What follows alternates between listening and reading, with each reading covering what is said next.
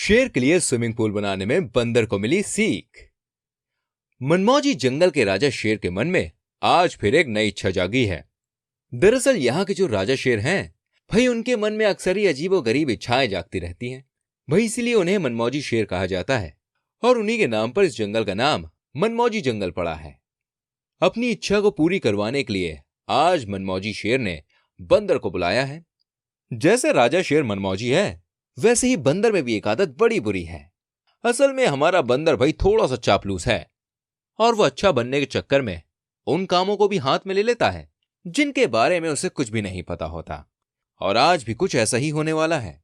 शेर के बुलाने पर बंदर उसके पास पहुंचता है और पहुंचते ही कहता है, महाराज, आपकी सेवा में हाजिर हूं मैं बंदर। आपके कहने से मैं कर सकता हूं किसी को भी जंगल के बाहर और जंगल के अंदर। राजा शेर के हुक्म को मानना है मेरा काम, और उनके काम ना आ पाऊं तो बदल दूंगा मैं अपना नाम। शेर बोला, बंदर, तुम्हारी ये बातें मुझे बहुत पसंद हैं। मैं जानता हूं कि पूरे जंगल में तुम ही अकेले ऐसे हो जो मेरी किसी भी बात के लिए मुझे मना नहीं करोगे। बंदर सोचता है, अरे वाह, ये शेर मेरे बारे में ऐसा सोचता है, ये तो बहुत अच्छी बात है। शेर बोला, मैंने आज तुम्हें यह अपनी एक इच्छा बताने के लिए बुलाया है और मुझे मालूम है कि तुम मेरी इच्छा को जरूर पूरा करोगे। बंदर बोला, बिल्कुल, आप बताइए तो सही। शेर बोला, तुम मेरे लिए एक स्विमिंग पूल बनाओ जिसमें मैं नहाया करूंगा, और जो पड़ोस के जंगल के शेर हैं उसे भी जलाऊंगा और अपना सम्मान बढ़ाऊंगा। यह बात सुनकर तो भाई बंदर के होश ही उड़ जाते हैं। अब वो बेचारा क्या जाने स्विमिंग पूल बनाने के बारे में, लेकिन वो करता भी क्या और क्या कहता, उसे कुछ समझ में नहीं आ रहा था। पर अपनी आदत के हिसाब से उसने शेर से कहा, जरूर महाराज, आपके लिए मैं ऐसा स्विमिंग पूल बनाऊंगा जिसको देखकर बाकी सभी दांतों तले उंगलियां दबा लेंगे और उसमें नहाकर आपको खूब मजा आएगा। शेर बोला, हाँ बंदर, मुझे तुमसे यही उम्मीद थी। अच्छा सुनो, तुम एक हफ्ते में ये काम पूरा करवा देना। एक हफ्ते के बाद मैं तुमसे मिलूंगा। अभी तुम जाओ। भाई बंदर वहां से चला तो जाता है, लेकिन वो क्या करे उसे ये बात समझ में नहीं आती है। वो अपने दोस्त भालू के पास पहुंचता है और उसे सारी बात बताकर उससे मदद मांगता है। भालू कहता है, अरे बंदर, तुमने ये कैसी बेवकूफी कर दी। जब तुम्हें स्विमिंग पूल बनाना ही नहीं आता था तो फिर तुमने ये काम अपने हाथों में क्यों ले लिया। तुम एक काम करो, तुम जाकर शेर से मना कर दो। बंदर बोला, तुम ये इसलिए कह रहे हो ना क्योंकि मैं शेर की नजरों में अच्छा हूं और तुम मुझसे चिढ़ते हो। भालू बोला, अरे ऐसा नहीं है मित्र, मैं तो तुम्हें समझा रहा था, बाकी जैसी तुम्हारी मर्जी। ऐसा कहकर भालू वहां से चला जाता है। अब बंदर सोचता है, भाई मैं आगे क्या करूं। अब वो पहुंचता है हाथी के पास मदद मांगने के लिए। हाथी सोचता है, ये बंदर राजा शेर की नजरों में अच्छा बनकर बेकार में सबको बुरा बनाता है। चलो आज मैं इसको थोड़ा बेवकूफ बनाता हूं। ऐसा सोचकर हाथी बंदर से कहता है, बंदर, करो तुम एक काम, होगा तुम्हारा बड़ा नाम। जाकर खोदो जंगल के उस कोने की जमीन और इसी बात पर खिला दो मुझे थोड़ी सी नमकीन। स्विमिंग पूल बनेगा तुम्हारा शानदार और राजा शेर को आएगा तुम पर और प्यार। भाई बंदर हाथी की बातों में आकर जंगल के उस कोने की जमीन खोदने चला जाता है जिसके बारे में हाथी ने कहा होता है। कुछ देर बाद बंदर धूल में लिपटा हुआ थक हार कर वहीं बैठ जाता है। खोद खोद कर भी वो थोड़ा सा ही गड्ढा कर पाता है और हाथी छिपकर अपनी फूंक से ऐसी हवा चलाता है कि मिट्टी उड़ती है और वो गड्ढा भी भर जाता है। बंदर भाई वहां से थक कर लौट आता है और फिर वो खरगोश के पास जाता है। असल में खरगोश के पास मोबाइल है। बंदर को लगता है कि क्या पता वो उसकी कोई मदद कर पाए। खरगोश सोचता है कि अगर मैं इसकी मदद कर देता हूं, इससे शेर मेरी भी थोड़ी तारीफ करेगा।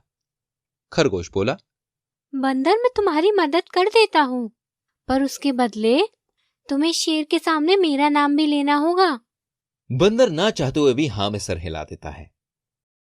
वो दोनों मोबाइल पर स्विमिंग पूल बनाने के अलग अलग तरीके देखते हैं और उन्हीं में से कुछ उपायों की मदद से बंदर शेर के लिए स्विमिंग पूल बनाता है। शेर एक हफ्ते बाद बंदर को बुलाता है और कहता है, हाँ तो बंदर बताओ, मेरा स्विमिंग पूल जंगल के किस कोने में है और कैसा है? बंदर उसे लेकर स्विमिंग पूल के पास जाता है और कहता है, ये लीजिए शेर महाराज, आपका स्विमिंग पूल आ गया। इसे बनाने में खरगोश ने भी मेरी मदद की है। आप इसमें आराम से नहाइए। शेर बोला, धन्यवाद बंदर, तुमने तो सच में बहुत ही अच्छा स्विमिंग पूल बना दिया है। ऐसा कहकर शेर स्विमिंग पूल में नहाने चला जाता है और बंदर मन ही मन में सोचता है, इस बार तो भाई जान बच गई, पर अगली बार से मैं उसी काम को हाथ में लूंगा जो मुझे आता होगा, और जो नहीं आता होगा उस काम के लिए कभी किसी को वचन नहीं दूंगा और ना ही किसी का अच्छा बनने के लिए चापलूसी करूंगा। मैं समझ गया हूं इसका परिणाम बुरा होता है। तो इस कहानी से हमें यह सीख मिलती है, आप उसी काम को हाथ में लें जिसको आप जानते हो, नहीं तो आप मुसीबत में फंस सकते हैं। अच्छी लगी कहानी? जल्दी से हमारी वीडियो को लाइक करके शेयर कीजिए। ऐसी और कहानियां देखनी है तो हमारे चैनल को सब्सक्राइब करके बेल आइकन को प्रेस कीजिए। मिलेंगे आपसे एक और कहानी के साथ, तब तक के लिए अपना बहुत ख्याल रखिए। एक बनिए के गोदाम पर 2 घोड़े काम करते थे, लेकिन वो बहुत आलसी थे, इसलिए बनिया अक्सर उन्हें डांटता था। एक दिन वो दोनों घोड़े आपस में बात कर रहे थे। पहला घोड़ा बोला, भैया, हम सारी जिंदगी यहां काम करते हुए मर जाएंगे क्या? दूसरा घोड़ा बोला, नहीं भाई, मैंने गांव में घूमते हुए देखा है, यहां पास में एक बहुत सुंदर जंगल है, रात में हम यहां से भाग चलेंगे। योजना के अनुसार दोनों घोड़े रात में गोदाम से भाग गए। पहला घोड़ा बोला, ये जंगल तो बहुत सुंदर है भैया, और देखो कितनी हरी भरी घास है। दूसरा घोड़ा बोला, हां भाई, और यहां तो हमें काम भी नहीं करना पड़ेगा, अब तो बस ऐश ही ऐश है। दोनों घोड़े वहां हरी भरी घास चरने लगे। वो दोनों घास चरने में इतने मगन हो गए कि ये बात भूल ही गए कि वो जंगल में है। एक जंगली भैंसा तभी उनके सामने आकर खड़ा हो गया। पहला घोड़ा बोला, भैया, ये तो खतरनाक लगता है।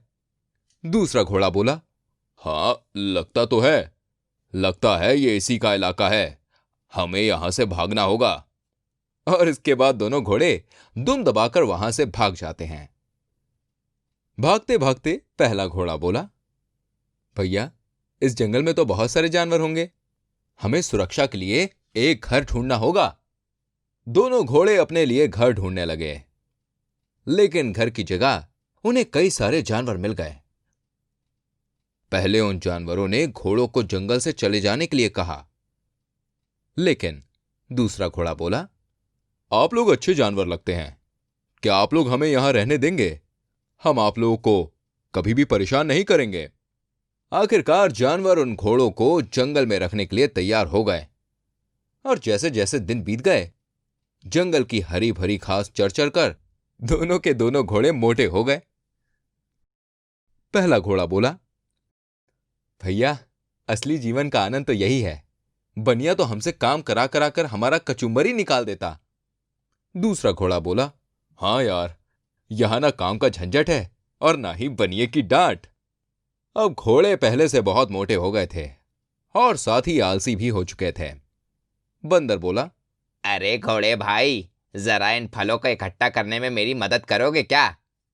पहला घोड़ा बोला, अरे नहीं यार, यह हमारे सोने का समय है, तुम एक काम करो, तुम किसी और को बुला लो। जंगल के सभी जानवरों को लगने लगा था कि घोड़ों को जंगल में नहीं रहना चाहिए, क्योंकि वो दोनों घोड़े तो बस खाते थे और सोते थे। एक दिन दोनों घोड़े मजे से जामुन के पेड़ के नीचे बैठकर जामुन खा रहे थे और मुंह से उसकी गुठलियों को हवा में उड़ा रहे थे। पहला घोड़ा बोला, मेरी गुठली ऊपर गई। दूसरा घोड़ा बोला, नहीं नहीं, मेरी गुठली ऊपर गई। लेकिन उन्हें यह बात नहीं पता थी कि उनकी गुठलियां मधुमक्खी के छत्ते में भी लग रही थी। कुछ देर मधुमक्खियां सहन करती रहीं, लेकिन उसके बाद पहला घोड़ा बोला, अरे हाय, मर गए, काट लिया, बचाओ बचाओ। मधुमक्खियों से खुद को बचाने के लिए दोनों घोड़े पत्थरों की छोटी सी गुफा में जाकर घुस गए। दूसरा घोड़ा चिल्लाया, बचाओ, यहां तो लाल चींटियां हैं, बचाओ। दोनों घोड़ों को चींटियों ने काट काट कर सुझा दिया था। इससे छुटकारा पाने के लिए दोनों दौड़ते दौड़ते सीधे जाके नदी में कूद गए। लेकिन ये क्या, आसमान से टपके और खजूर में अटके। उस नदी में एक शेर पानी पी रहा था। तुम दोनों तो बहुत अच्छे शिकार हो। घोड़ों ने शेर को सामने देखा तो उनकी सिट्टी पिट्टी गुल हो गई और अपनी जान बचाने के लिए वो दोनों घोड़े इतनी फुर्ती से भागे कि भागते भागते कब जंगल खत्म हो गया और कब बनिया का गोदाम आ गया, ये पता ही नहीं चला। पहला घोड़ा बोला, भैया अब मैं जीवन में कहीं नहीं जाऊंगा और मन लगाकर सब काम करूंगा। दूसरा घोड़ा बोला, सही कहा तूने, चल चल के बनिए का दरवाजा खटखटाते हैं। दोस्तों, इस कहानी से हमें यह सीखने को मिलता है कि आलस कभी किसी के काम ना आए और लौट के बुद्धू घर को आए।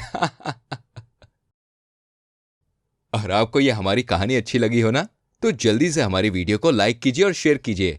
और ऐसी और कहानियां देखने के लिए हमारे चैनल को सब्सक्राइब करके बेल आइकन को प्रेस कीजिए, जिससे आपको हमारी आने वाली सभी कहानियां मिलती रहें और आप यूं ही देखते रहें।